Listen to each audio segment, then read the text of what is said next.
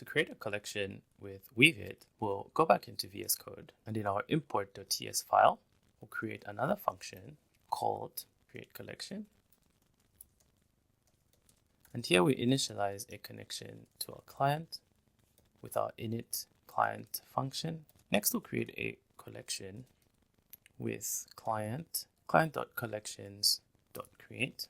And with this, we can pass in our collection name. We can think of collections in Weaviate as tables in a relational database. We'll name this Wikipedia, and then we'll define a vectoriser to create vector embeddings for our data that we import. This time around, we'll use Cohere's vectoriser. So say weaviate.configure.vectoriser Cohere. As we want to specify a model, we'll paste in Cohere's multilingual v3 model, and then we'll pick source properties to create vector embeddings from as title and text.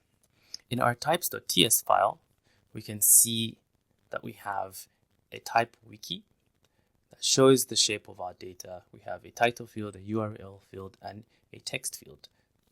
So our collection will store data of that type.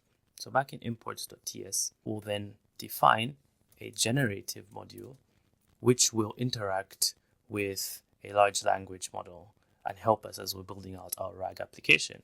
Today we'll use OpenAI as our generative module, and that's our collection definition.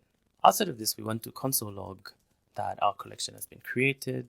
So we'll say collection created, and we could assign a variable response and pass in response dot name, so we can see that we actually have our collection created. At the bottom, we'll get rid of our init client call, and we'll make a call to our create collection function. We'll save this and then go back into our terminal and run our code.